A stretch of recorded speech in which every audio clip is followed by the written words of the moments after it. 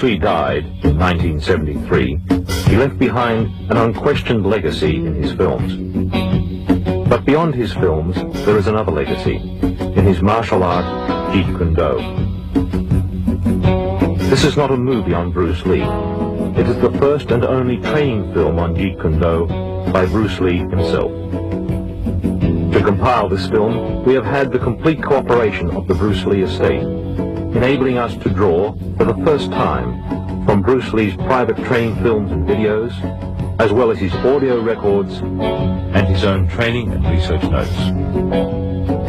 The film is narrated by Bruce Lee, with additional input from his son Brandon Lee and from Dan Inosanto, the man Bruce chose to carry on his Jeet Kune Do.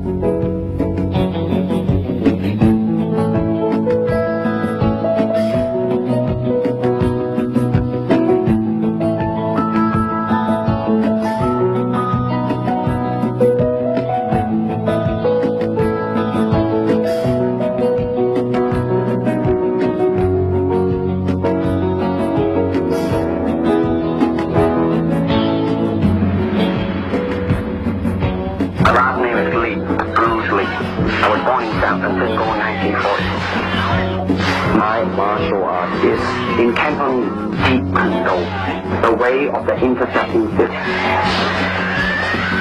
In case you have missed the recent news, Jeet Kune Do, of which I am the founder, has been elected and accepted into the Black Belt Hall of Fame in America. This marks the first time a recently developed form of martial art is nationally accepted. No, Jeet Kune Do is not thousands or even hundreds of years old. It started in around 1965 by a dedicated and intensified man called Bruce Lee. And my martial art is something that no serious martial artist can ignore. I met Bruce Lee in 1964 through Ed Parker, who was my Kempo karate instructor at that time.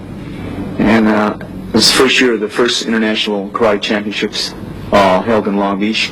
When Bruce arrived in the United States, he had the training in Wu-style Tai Chi, sometimes in Hong Kong they call it Unga. And he had the course training in Western boxing. He had training in fencing from his brother. That's Epee, that goes from toe to head. He had training obviously in Wing Chun, and the other area was the training he had received in they call it Buk Pai, or it's Tom Toy. He knew 12 sets in Tom Toy. And then I believe he traded with a Choi Lee Fat man.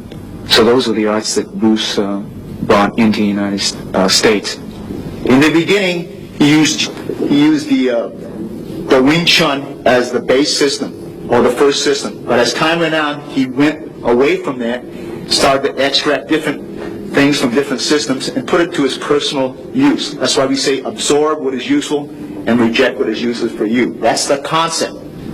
Okay? He says using no way as a way. In other words, it's not a Japanese way, it's not a Chinese way, it's not a Korean way, it's not an Okinawan way, it's not a Filipino way, it's not an Indonesian way.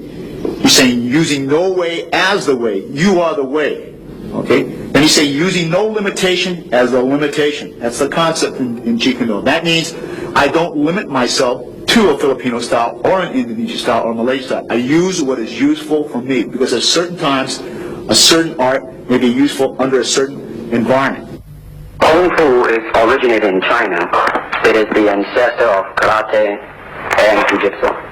It's more of a complete system, and it's more fluid. Kung Fu can be practiced alone or with a partner. Practicing alone, they involve form.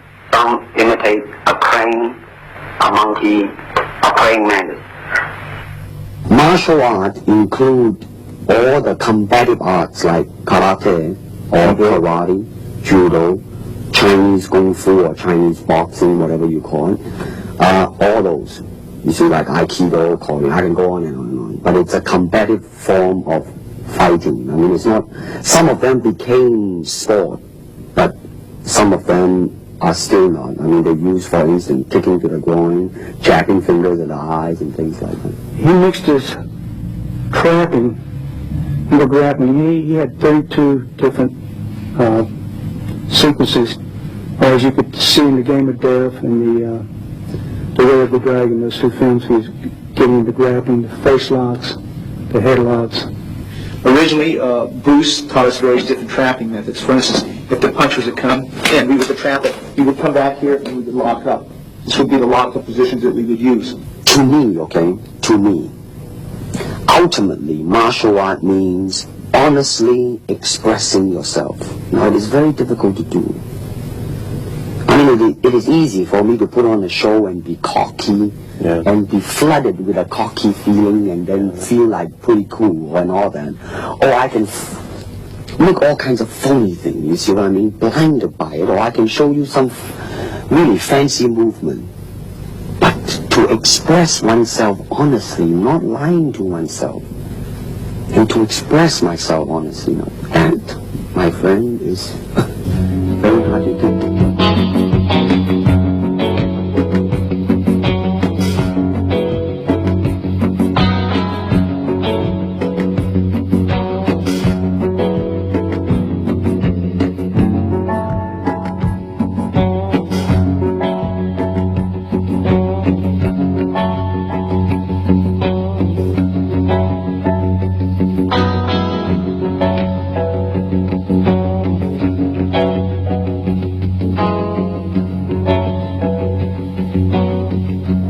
Since the big boss, there seems to be a wave, a hot wave in fact, of finding another Bruce Lee among all types of people, particularly martial artists, ranging from karate man, hapkido man, judo man, etc., etc.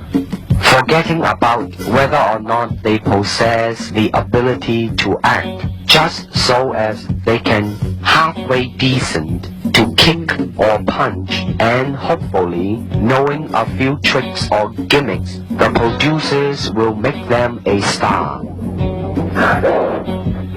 Now let's stop about here. Is it that simple to become a star? Well, I can assure you it's not that simple. Also, I can tell you that as more Bruce Lee's films are shown, the audience will soon realize not only in acting ability, but in physical skill as well, they will see the difference. For example, in The Way of the Dragon, my skill is matched with an American champion, Chuck Norris, who happens to be a 7-time winner of both the All-American Open and World Karate Championship as well. Then there is Bob Wall, the 1970 heavyweight karate champion, plus Wang Yanjik, the 7th degree Hapkido expert, which some audience have seen him in the film called Hapkido. Of course, it is only movie making, people will say, but I'm sure that the audience are not so insensitive as to not be able to see and judge by themselves and compare these men's speed, power, rhythm, coordination, versatilities, etc., etc. I started training with my dad really as soon as I could walk. I mean, my dad was a really diligent trainer. He always had people over at the house practicing. My dad had a circle of students that were close to him, and so they were friends of our family. And one of those men, Danny Inosanto, continued to be my teacher. So it's kind of a nice unbroken line. I have his books at home with all of his underlining and his notes in them, and it's fascinating to see where he drew his sources from, from what sources he drew. He's got books on Western fencing at home that he would use, on boxing. I remember he always used to say that you want to try and absorb what is useful, discard what is useless, and add what is essentially your own. And that was kind of his credo in creating Jeet Kune Do. When people ask me the question in interviews generally what my style is, I usually say, well, my father created the art of Jeet Kune Do while he was alive, and I have been trained in that. because it's simple to say that. However, I actually truly feel that it's a little bit too simple to say that, because Jeet Kune Do was my father's very personal expression of the martial arts. He intended to kill a lot of sacred cows. So I always feel a little bit silly saying that I've practiced Jeet Kune Do, although I certainly have been trained in it. Yeah, it would be more accurate to say that I practice my own interpretation of Jeet Kune Do, just as, frankly, everyone who practices Jeet Kune Do does, because that's what it was intended to be. Danny, my Sifu, always talks about teaching Jeet Kune Do concepts. In other words, teaching someone the concepts, a certain way of thinking behind the martial arts, as opposed to teaching them techniques. To me, that kind of illustrates the difference between giving someone a fish and teaching them how to fish. You know that old story, right? You can teach someone a certain block, and then they have that block. Or you can teach someone the concept that lies behind such a block, and then you have given them an entire area of thinking that they can grow and evolve in themselves. They can say, gee, so that's the concept. Then you could probably also do this, right? Yeah. And that's, I think, a lot of what lies behind Jeet Kune Do, and that is then dedicated to creating a really creative, free-form martial artist. You see, actually, I do not teach, karate, because I do not believe in styles anymore. I mean, I do not believe that there is such thing as like Chinese way of fighting or the Japanese way of fighting or whatever way of fighting, because unless human beings have 3 arms and 4 legs, we will have a different form of fighting. But basically, we have only 2 hands and 2 feet. Unless we have other group of beings on Earth that are structural different from us, then there might be a different style of fight. Now, why is that? Because we have 2 hands and 2 legs now. The important thing is how can we use it to the maximum in terms of path, well, straight line, curved line, round line. They might be slow, but depending on the circumstances, sometimes that might not be slow. And in terms of legs, you can kick out straight, same thing, right? Now, and after all that, then you ask yourself, how can you honestly express yourself at that moment? And being yourself, when you punch, you really want to punch. Not you want to punch because trying to avoid not getting hit, but to really be with it and express yourself. Now that is to me the most important thing, and that is how can I, in the process of learning how to use my body, to understand myself. Now, the unfortunate thing is, now there's boxing, which use hands, judo, which is throwing. I'm not putting them down on you, but I'm saying one thing that is the bad thing, and that is, because of style, people are separated. They are not united together, because styles became law, but the original founder of the style started out with hypotheses, but now it has become the gospel truth. And people that go into it became the product of that. It doesn't matter how you are, who you are, how you are structured, how you are built, how you are made. It doesn't matter. You just go in there and be that product. And that to me is not right.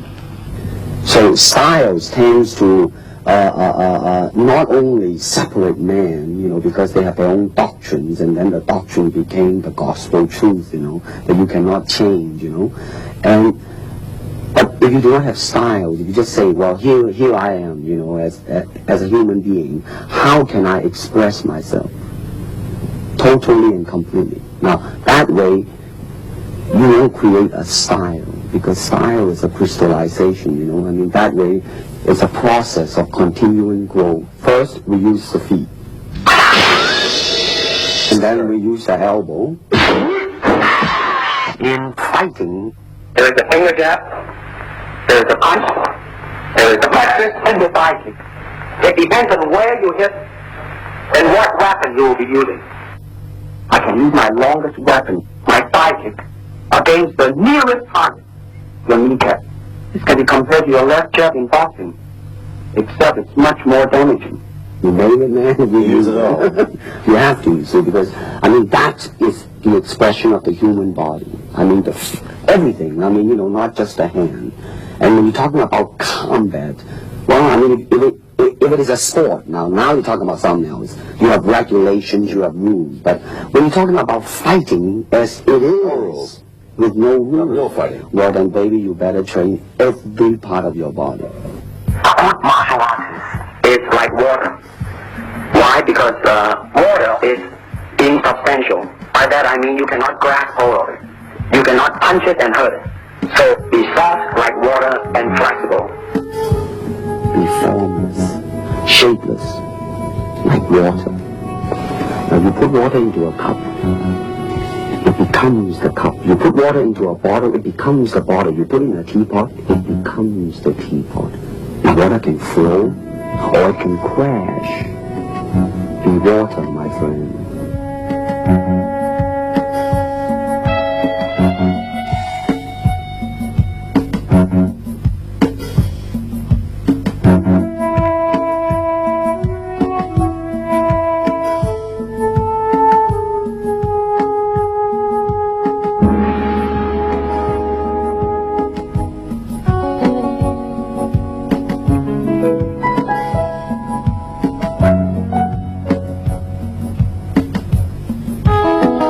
How can I maintain lightning speed without sacrificing tremendous punching power?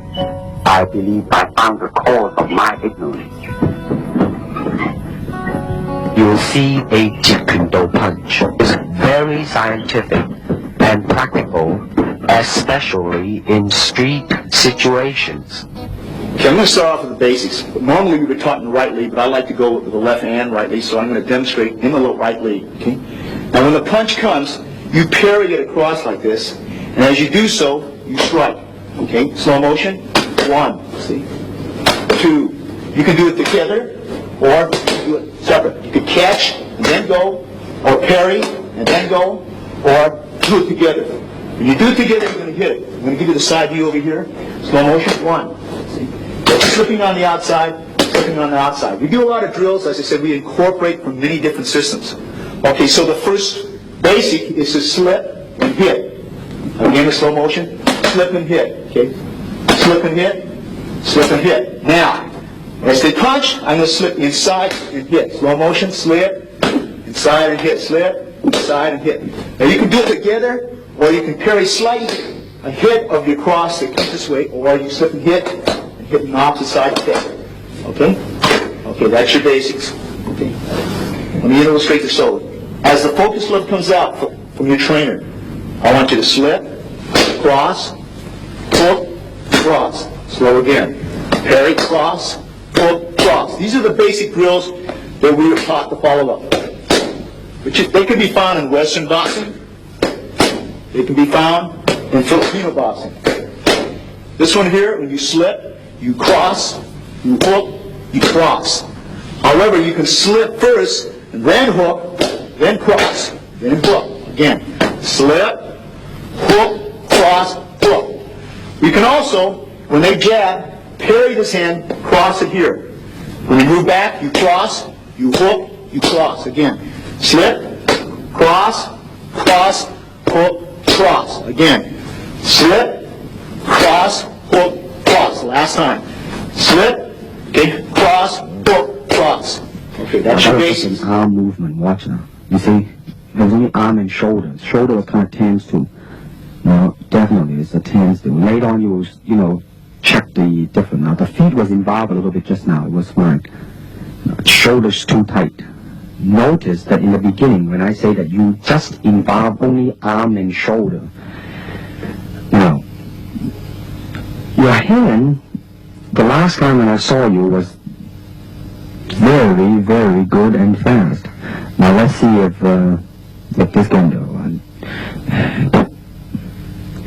Now that, let me see another one. You gotta involve your feet a little bit more. You see? Hand feet. Gotta hand feet. Go pretty good. Now watch, I think that when I attack you in a reactionary type of a thing that tightening on the shoulder, now watch, you watch when I try to attack you, I think when you react to it, then you just do not tense yourself too much, you just then react and just boom, go into it.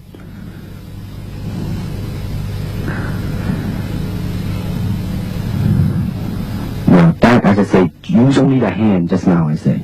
Now boom, you see, when you move your hand and feet, boy, it makes a world of difference.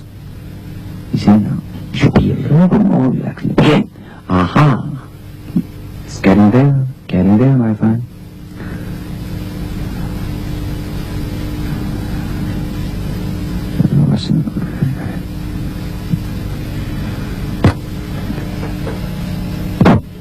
Good. That one was pretty good.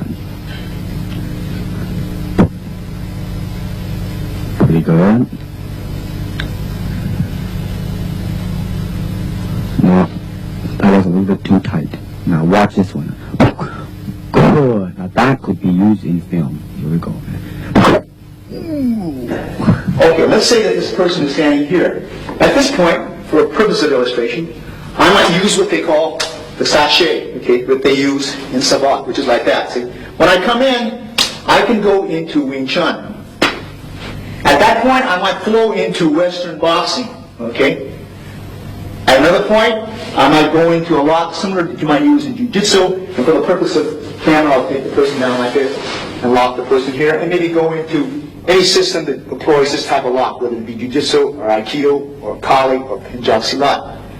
Now you notice that we went from system to system without a flow. Okay? I might stay out here, use any particular kick, break into Wing Chun range, and right from here, use a Muay Thai elbow, right? And for the purpose of camera, I'm going to go slow and come into the various lock position over here.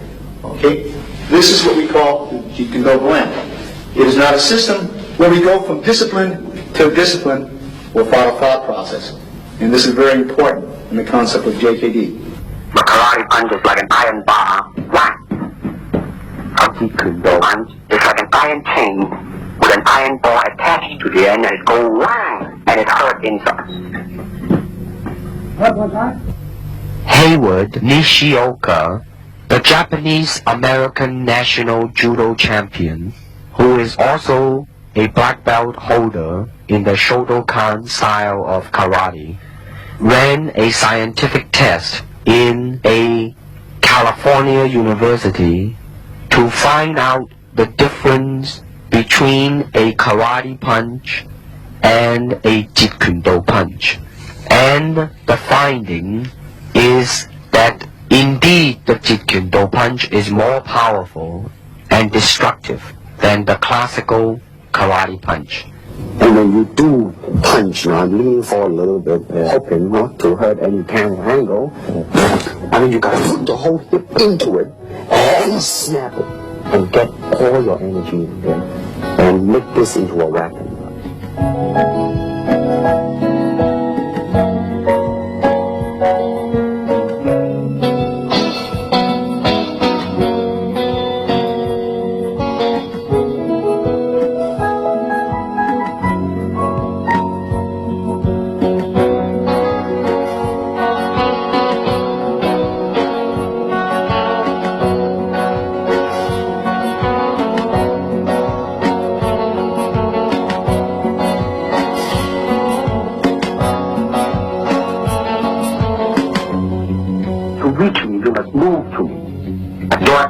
Me an opportunity to intercept you. Don't charge him blindly. In combat, distance is a continually shifting relationship, depending on the speed, agility, and control of both fighters.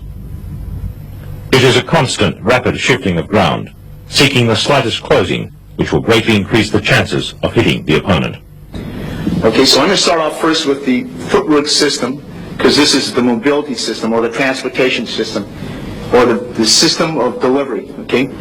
Traditionally, when he started off in 1964, when he taught me, you raise the left heel up, this thing is pointed in, and this is what he referred to as the Bai Jong stance. like this, okay? So I'm going to start off first with the basic footwork. This is a step and slide shuffle, step and slide back. Okay, so this is the first two. Advance, retreat, move to the right, and move to the left. In the beginning of those earlier years in 1964, they always went with the right lead. But as time went on, we decided to go both left and right lead. So we again practiced our footwork with the advance, retreat, move to the left, move to the right. Then we advance and retreat in one motion, and we retreat and advance. Double advance, double retreat, double left, and a double right.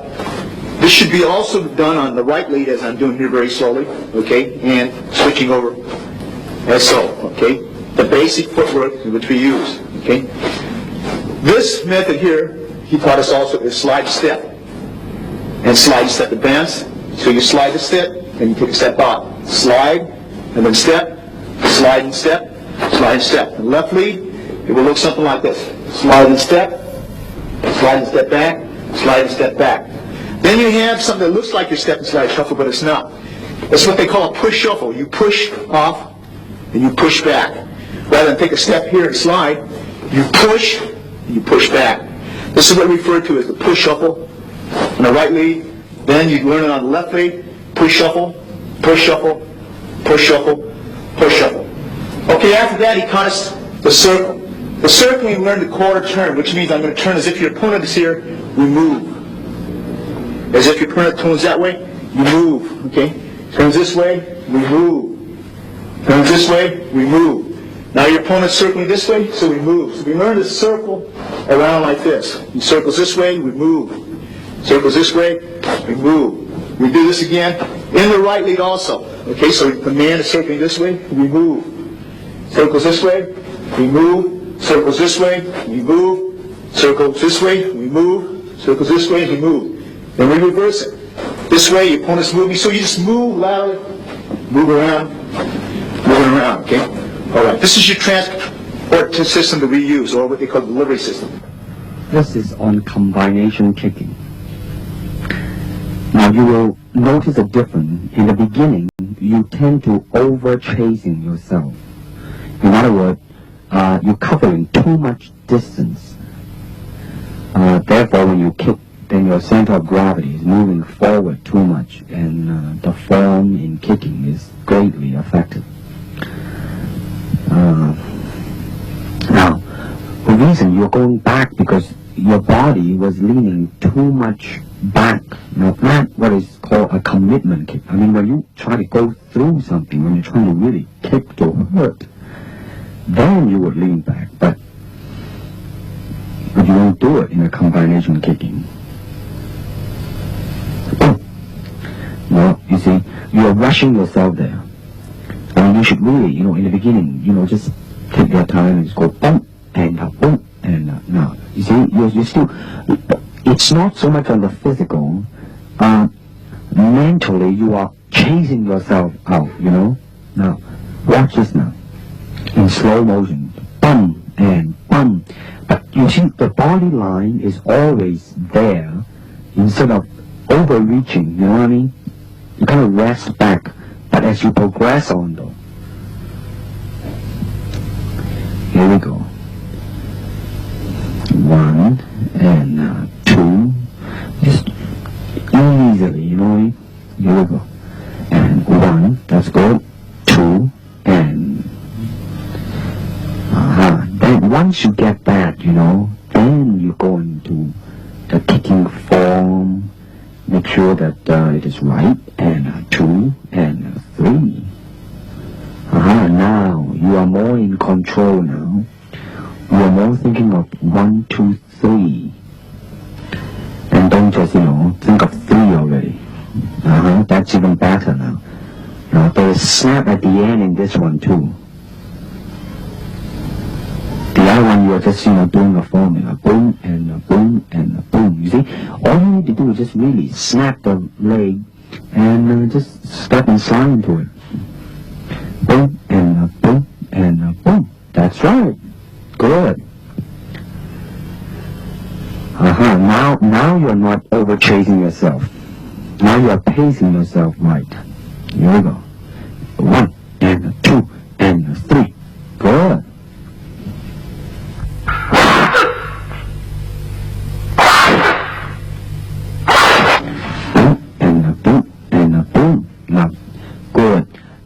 last one, though you were a little bit off balance, but there was definitely a doo in there, you know.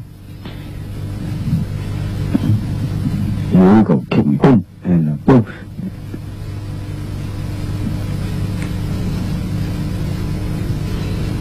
Here we go, boom, boom. You gotta bring the leg back quick, you see, you let it dangle out there too long. Bring it back, you gotta bring it back, you gotta bring it back. And go boom, and boom. You see that? You see how you just boom, and then you lay it out there, but without bringing it back as soon as you can. Now watch this again. Boom, boom, boom. You know what? You should go boom, back, back.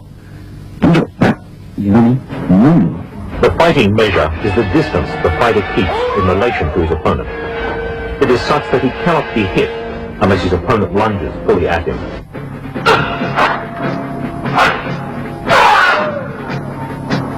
Martial art has a very, very deep meaning as far as my life is concerned, because as an actor, as a martial artist, as a human being, all these I have learned from martial art.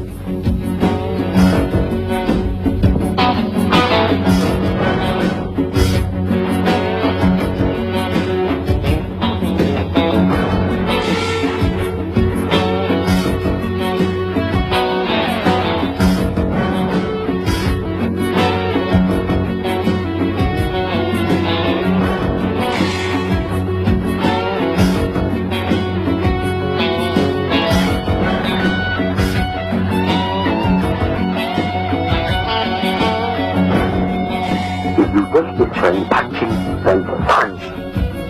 If you wish to train kicking, then kick. The power from my kicks and punches are bursting. I demonstrated a side kick on Ken Knutson, a powerful Goju stylist that moved so fast that he felt as though his eyeballs were still where he was standing. Now, first of all, I noticed that in this tape, that as it progresses, your feeling is more involved in the technique, and consequently, your technique also improves.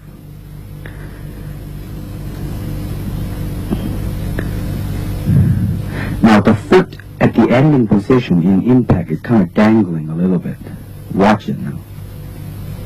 Right? I mean, it's not a definite, substantial straight line directed at it and, you know, hit it square and then come back. Good. Now, that was a pretty good reaction.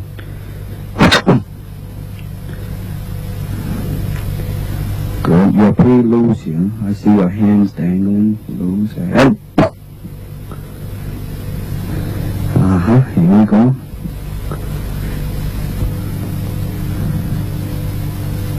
One more time.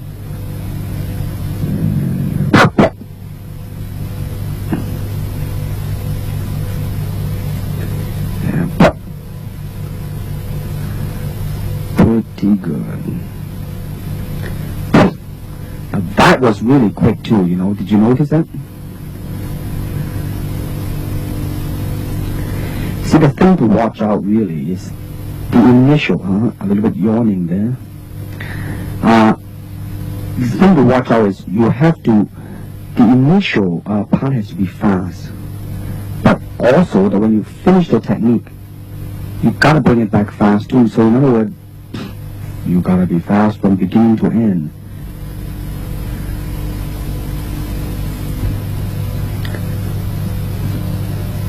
In the spinning kick, you will notice a very good lesson in there. Now, just now it was a little bit off. The good lesson that I mentioned. Now you are very much in control of the movement. By too much control, therefore, you're kind of concerned about the execution. Therefore, you kind of, you know, like really tight. Now that was a pretty smooth movement. But now watch this now. Now right now I'm telling you to, you know, really just forget about it, just do it. Now boom, you see, right on the target. when you just ease the burden of your mind, you just do it. Now watch the next two kick now. Just go boom, right on the head, man, and good speed too, and boom, boy, right on the head. See now that's James Coburn in there kicking. You see what I mean now? You really just shoom and go into it. You can feel the difference when I put my body behind the kick. I mean, you got to put the whole kick into it, and that's all your energy in there, and make your kick into a weapon. Now, let's see what, now, in this one, I want to see the initial speed and suddenness of your attack. This is just a simple attack, I think a side kick. And I just want you to see how, go in there. Now, you're bouncing now for the sake of bouncing now. Boom. Now, that one's not there. Now, that one now, you have good intention, you make up your mind, you just go. Not bad, not bad. Now, notice your kick when you finish, you just let it drop down, you do not bring it back quick enough. Now, your initial was quick. If you bring it back quick, the whole kick would just look like a boom. Now, okay, you see, you did not bring it back again. You move, and boom. Good, very good suddenness. Again, you notice your leg, you did not bring it back. Boom.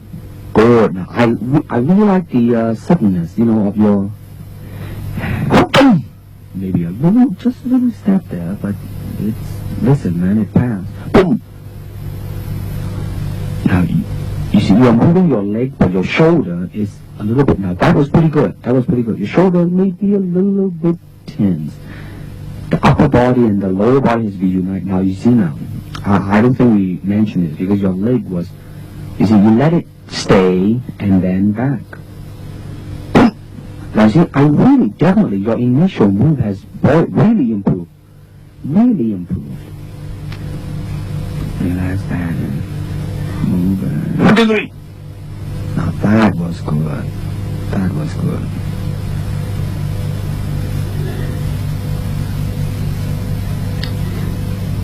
Boom. A little bit low. Boom. Good. Now, this is the flexibility now. Now, I want you to watch your left leg, the stationary leg. Now, watch the stationary leg win out. The first one you didn't make it. Now, the second one you did. Now, watch this now. Watch. Boom. You see how it really straightened out and you let all the weight rest on the heel and it just reach easily. Now, this is the side kick going over. Now listen to this now. I like your very good natural feeling on the first one, though the kick was not too good. I mean, you see how it just really, very smoothly it go up there. Now, the second one, you want to control your foot position a little bit. Maybe you're too much control in there. Watch it. You know what I mean? You make it not as natural as the first one. Boom. Mm-hmm.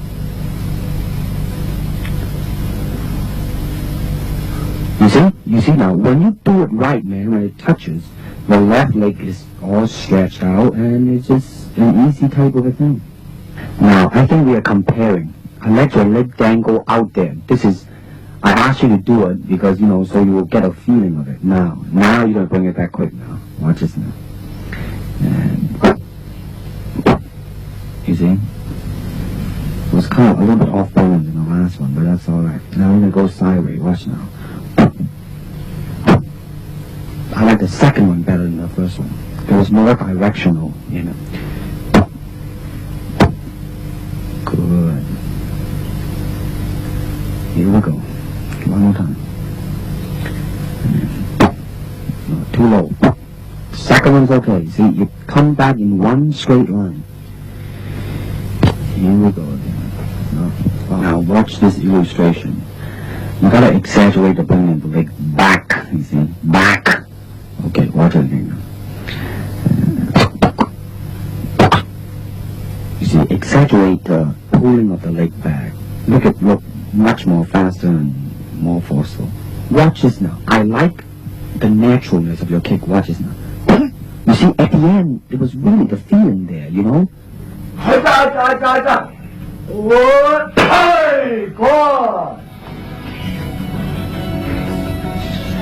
Get the back jumping up and down.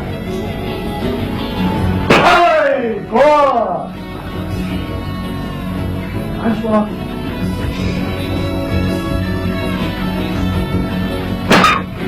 Oh.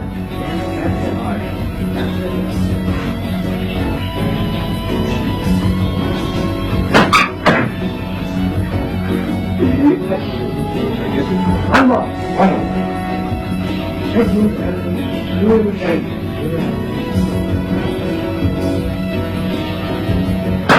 want to? I see your hand.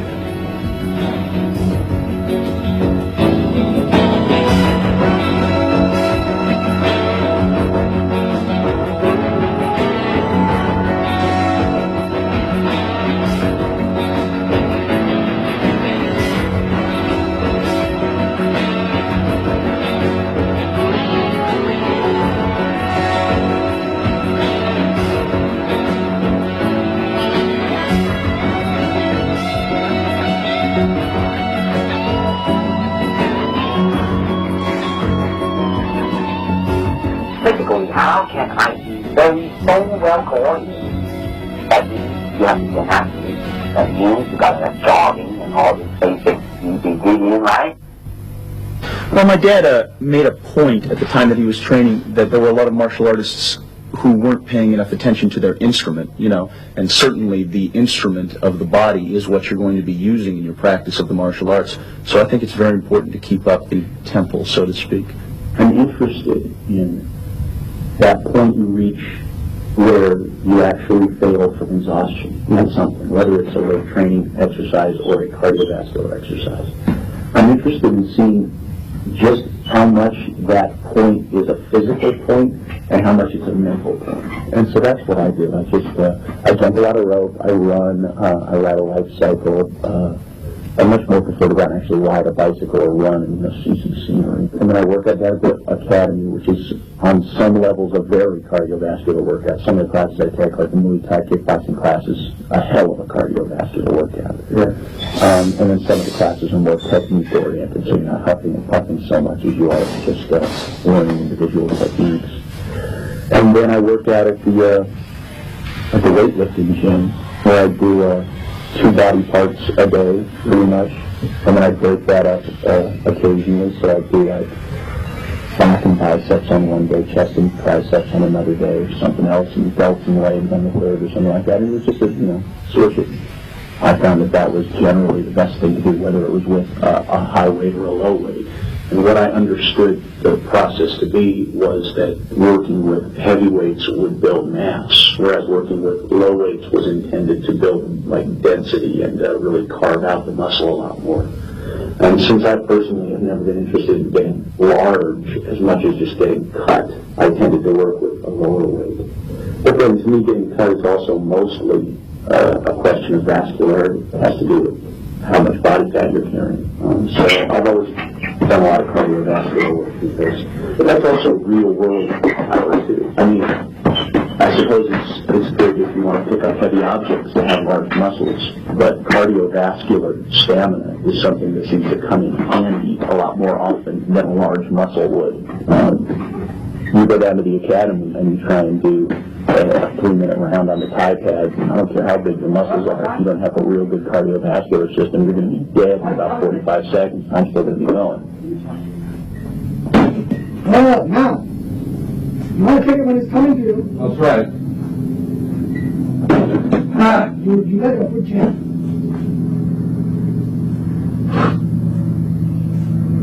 Try this one. You're pushing.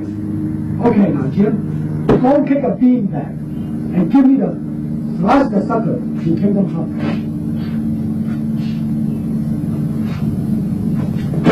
Okay, go.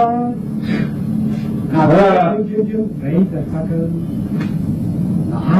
Now, you are cutting your half now. That's okay. How's that? Beautiful. You know, I want you to be careful. You're still kicking a little bit off to the side. Kicking directly. Good. Now don't kick it again, but don't turn your body so much when you finish. Try to still face it when you finish. Good. Now kick the sucker when you come back. Not yet, not yet. During this time period, we used to train because we didn't have any tie pads, so Sifu Bruce advocated the use of using the football forearm guard, and which we have. We don't use this anymore, but this was very prevalent during that time period. This here is the original punching shield that his own personal punching shield, in fact. This was used as in the Way of the Dragon. If you notice this, he had one part. I had one arm, he had the other arm, and this was used in that picture, Way of the Dragon. This was used in Enter the Dragon. This was actually, its original use is actually used for baton training in Japan, and we just modified it, and we used a special helmet, a boxing headgear we had, and we used it, and this became part of our training, some of the training tools that we use when we used to spar.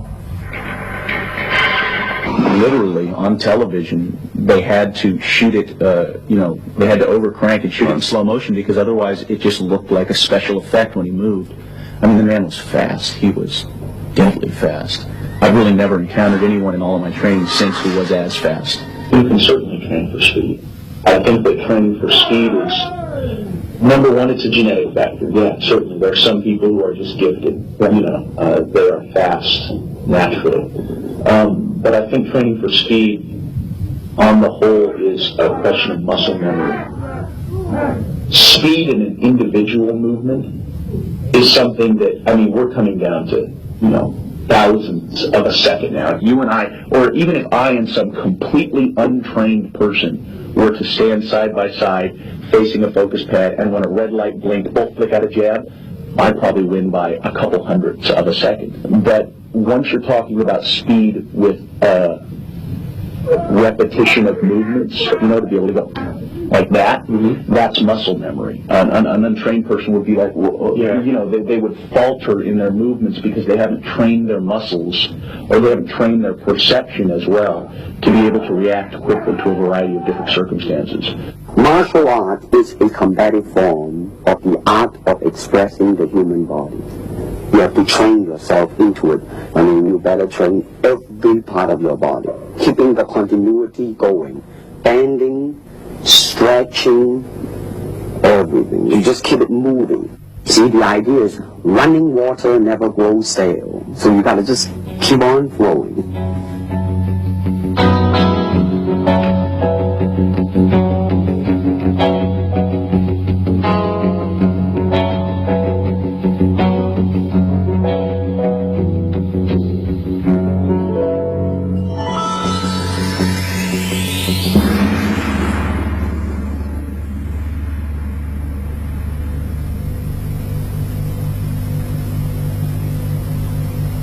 When the opponent expands, I contract. And when he contracts, I expand. And when there is an opportunity, I do not hit. It hits all by itself. To me, at least the way that when I teach it, all type of knowledge ultimately means self-knowledge. So therefore, they're coming into and ask me to teach them not so much of how to defend themselves or how to do somebody in. Rather, they want to learn to express themselves through some movement, be it anger, be it determination, or whatsoever. So in other words, what I'm saying, therefore, is that he is paying me to show him in combative form the art of expressing the human body. Jeet Kune Do is not a style.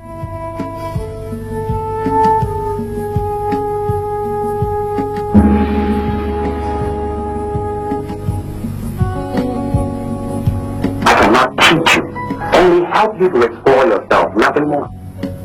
Here is natural instinct, and here is control. You have to combine the two in harmony. Not if you have one to the extreme, you will be very unscientific. If you have another to the extreme, you become all of a sudden a mechanical man. Now, James Coburn is a peace-loving man. He's really, really nice. I mean, super mellow and all that. I mean, you know what I mean? Now, he appreciates the philosophical part of it. Therefore, his understanding of it is deeper than Steve. The martial arts, which are an integral part of my life, come entirely from my father. But the martial arts, I'm completely beholden to my dad for. I mean, he started me in the martial arts when I could walk. He trained me my entire life until he passed away. And then even when I continued my training, it was with one of his students. You know what I want to think of myself? As a human being. Because, I mean, I don't want to sound like, you know, as Confucius. Hey, but under the sky, under the heaven, man, there is but one family. It just so happened, man, that people are different. A good martial artist does not become tense, but ready. Not thinking yet, not dreaming. Ready for whatever may come.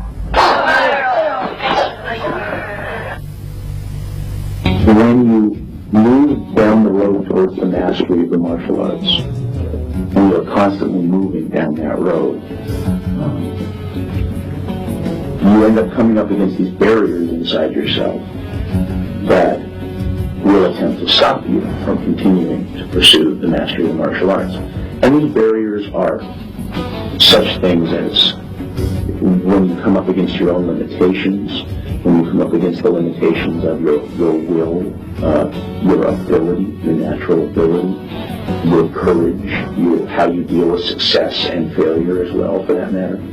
And as you overcome each one of these barriers, you end up learning something about yourself. And sometimes the things you learn about yourself can, to the individual, seem to convey a certain spiritual sense along with them. I don't believe in systems, nor in methods. And without system, without method, what's the use? I found the cause of my ignorance.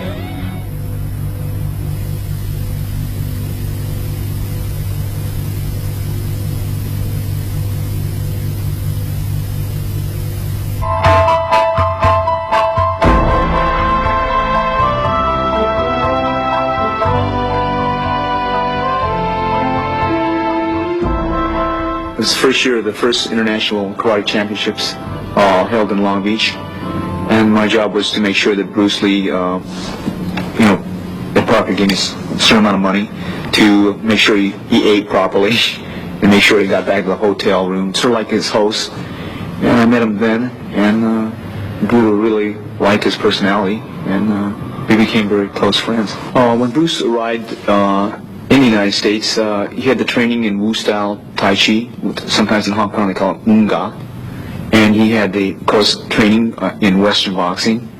He had training in fencing from his brother, that's Epee, that goes from toe to head.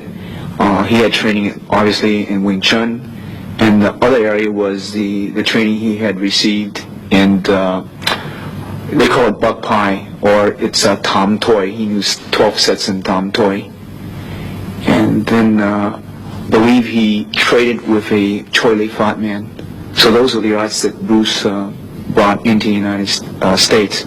What Bruce did, as it related to me, that he could never learn from the top man, because in those days, Kung Fu practitioners were quite prejudiced, and they didn't usually share the knowledge with other people from other styles. So what Bruce did, he knew that, so what he did would go to the second or the third or fourth man in the system and say, well, look at how would you like to learn Wing Chun? And I'll trade you my Wing Chun knowledge for your praying mantis. Let's say it's Northern praying mantis. And that's what he did, because he knew the head instructor wouldn't teach him. So he did that in Southern Mantis. Southern Mantis, I believe he trained straight with the man. But a lot of the styles that he trained in Chinese Kung Fu, the way he picked it up with, he would exchange the knowledge of Wing Chun for different styles. And of course it was between him and the person he traded with. So he usually picked the second or third or fourth or fifth man within the hierarchy of the top five in each Kung Fu system. And then as he approached that, he worked obviously with a lot of Western boxers. A lot of his students were sort of street type fighters. He worked with various different wrestlers, and judo man and jiu-jitsu man, and slowly went away from the traditional or the classical way of training in Kung Fu. And he sort of changed the methods. In other words, he did away with the classical traditional ways of forms. But I think he still kept the forms, but he separated between what was the forms and what was the way he wanted to train for martial art. He referred to the forms as martial art gymnastics. And that's the first part that you would see, because when I first learned under Bruce, he was teaching me sets.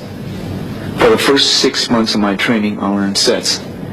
And I was learning a set in Northern Mantis, and the first set in Wing Chun, and a little first part of the Wu system, Tai Chi Chuan. And then within about 3 to 6 months, it's hard to go back in my memory right now, but he said that's not where it was at. And he just completely stopped teaching me that, and went into this, what I call his way of thinking, his way of training. Instead of doing, like in other words, the Wing Chun dummy, for an example, and I think Bruce only knew from 1 to 60, I believe, and he wanted to learn the rest of the Wing Chun dummy, and at that time he did not know, and I think he went back to Hong Kong and tried to learn it, but somehow reason he could not. So he felt that the first 1 to 60 was the very important. Instead of training from 1 to 60, he would take a portion of that 1 to 60 and train that thing over and over and over and over again. That's what he taught. And then he came to a point where he started to not even follow the prescribed method on the Wing Chun dummy. He just started to freelance it. And that's what he did with the forms. He just took a section of the form and shadow box it, pretty much like a Muay Thai fighter would do. He would shadow box the movements, right? Or like a Western boxer would shadow box. And he would take it out of the form, analyze it, investigate it, and say, no, that's not the way you would actually do it in combat. I'll change it a little bit. And probably, I'm safe to say, he was probably very much criticized during that time period.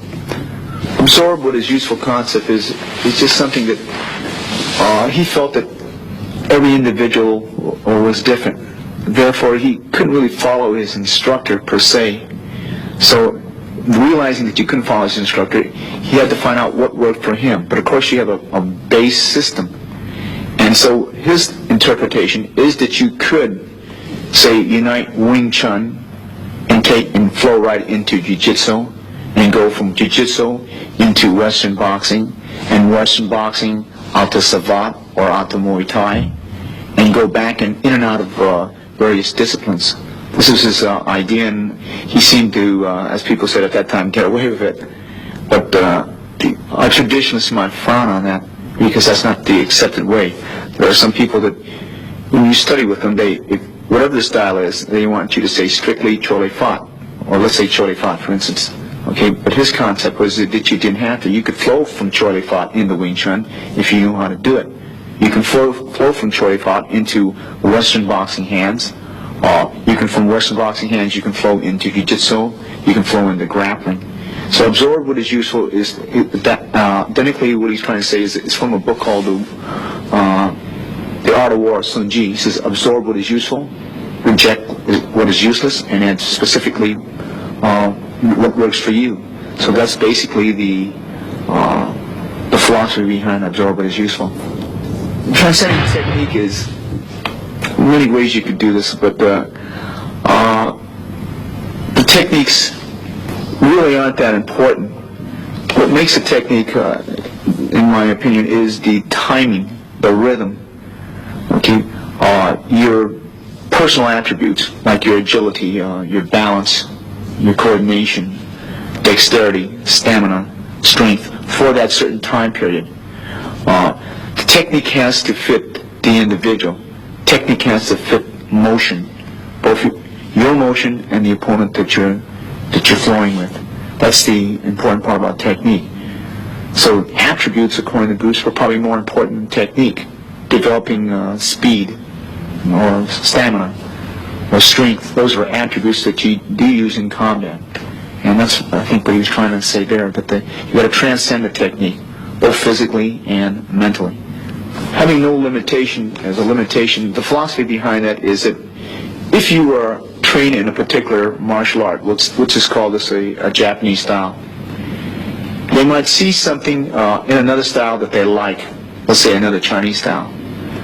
But because of the curriculum, they stay within the boundaries, so therefore it limits what he can use. As having no limitation is your limit, he's using no limit. The boundaries within the Western boxing, let's say that's a boundary because you're boxing, you're strictly using your hands. You're not really using your knee, you're not using your elbow, so it is limited. Wrestling, for the most part, unless it's professional wrestling, you are not allowed to use the elbow, or bite, and gouge. So you're limited because that gives you a kind of a structure to work with. Judo is very good art. They throw well, they choke well, they strangle well, they arm bar, they leg bar, but there is no punching, so that's limit. So he's trying to say using no limitation as styles do limit to a certain degree. Who said that to transcend technique, it has to punch, it has to kick. You don't punch, it punches, it kicks, it elbows, it knees, it head smashes. All right? It does everything. It grapples, it locks, it chokes, it strangles. It was the transcending of self. You don't know how you hit. It hit by itself without even a conscious effort. That's what he's talking about, that the it. So he's transcending the physical. He told me once, well, I don't know if it's true or not, he said that he could see himself, if there was a person he's fighting, that he never fought the battle from here. He fought the battle from here, and he could see himself and the opponent. He says, let me get this straight now. You mean your opponent's here, and you're here, and you're not here watching this guy? He says, yes, I'm watching from here. So he had that saying, and I think it's in one of his sayings, he says, be like a wooden doll. It has no ego. It just moves like a wooden doll because you move. So he can absorb it. Like I said, you can observe things better from a third person. Without clearly, like it's when I train fighters, I can understand why they couldn't see the opening when they were sparring, right? And why they didn't cover this. But when you get in there, you can't see the opening. You could see it from the third person, and that's what Bruce was saying he was seeing it. For a good example, when I played football, if I made a good run, it was so effortless. When you're up there in the stadium, you can see the openings where you should have ran left and right. But when you're running with the ball, you can't see the openings sometimes. Right? Your coach from the bench can see it, and your scout up there in the stadium can see where you should have ran left or right, or you should have put on a speed, or should you stop short and cut to the left or to the right. But when you're in the heat of it, you really can't see it. Right? That's what he's saying, that he sees it from a third person, therefore he can see the openings. That's why a trainer has to tell his boxer or his fighter when he comes back to the corner, he says, loop with the overhead. He's dropping his hands because sometimes he's so occupied in trying to defeat his opponent, he can't see it because he's not a wooden doll. You have to be formless, as he should tell us, and that's I think what he's trying to say. It does it because he's no longer in the body. What Jun Fan was basically, I think its base system was probably Wing Chun, and thrown in with ideas that he picked from Savate, Muay Thai, as he saw it, as he observed, thrown in with various different Kung Fu systems and Western boxing, with Jiu-Jitsu and different things he had learned from different grappling arts from China. And that's the basis of Jun Fan. The liberation of Jun Fan, we get into now what we call Jeet Kune Do. For an example, to expand on what Jeet Kune Do is, Jeet Kune Do is a very personal thing. Therefore, it is not really a product.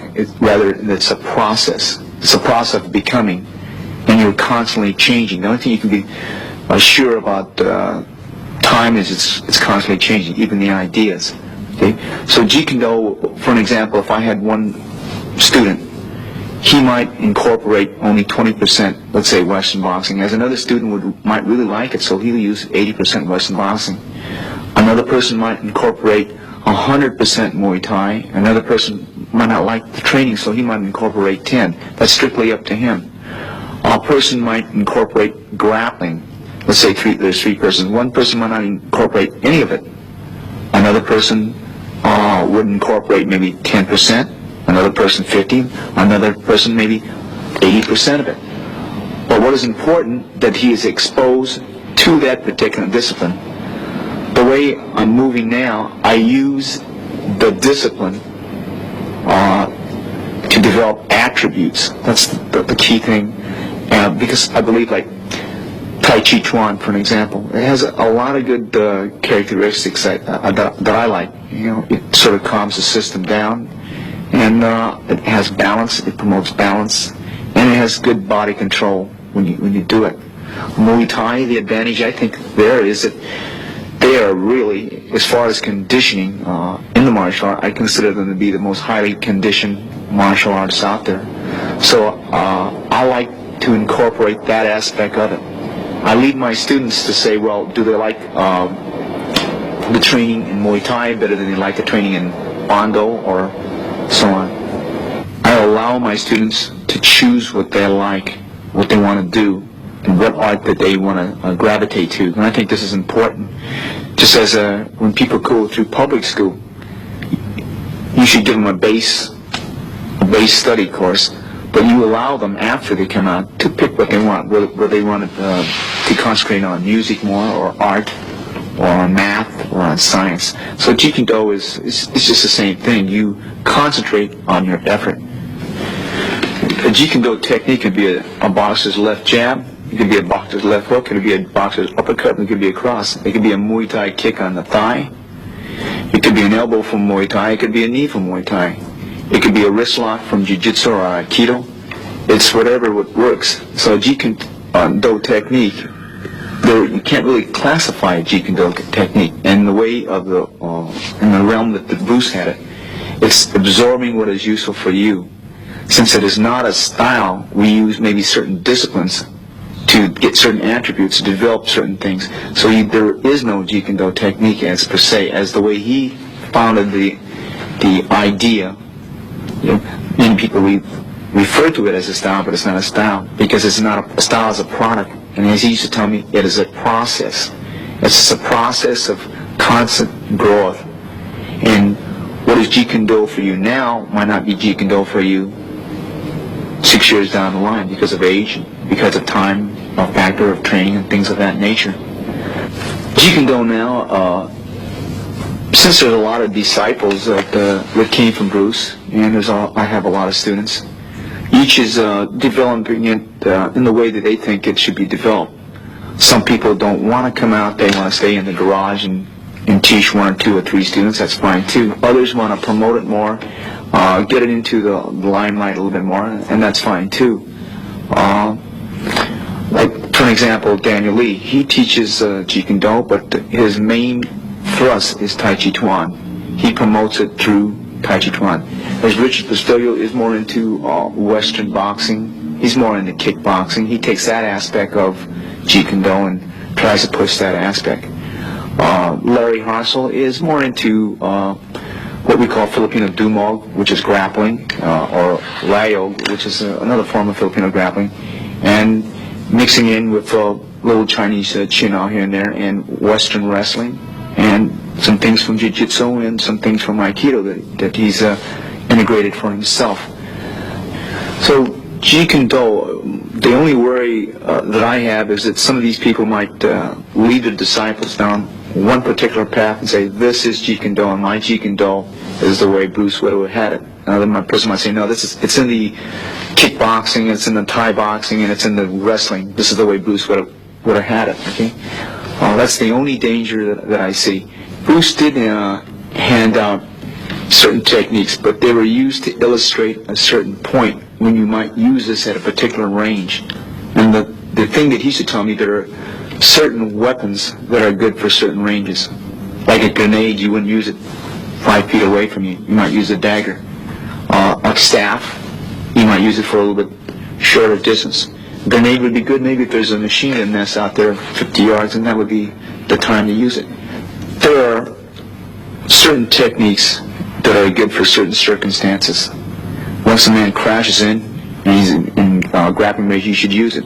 So there are some people who don't believe in the grappling range, but if you look at any professional boxing match or kickboxing match, they within 2 to 3 kicks or 3 or 5 punches, they're already in clinching range. So you should have a grappling art. You can't afford not to learn it. Okay, some people say, well, I'll finish it all in kicking range. I'll finish it all. So I guess what I'm trying to say is that every system or discipline has its time and place. For an example, Bruce used to ask me, he said, Dan, what's the best way of travel? I says, 747, jet, United Airlines. Possibly. He says, well, if you're going across the street, the jet wouldn't be very much use with it. If you wanted to go 2 or 3 blocks, maybe a bicycle might be better than a car. And if you're in the jungles of Amazon, it says, the Porsche that McQueen drives isn't any good because he can't use it under that environment.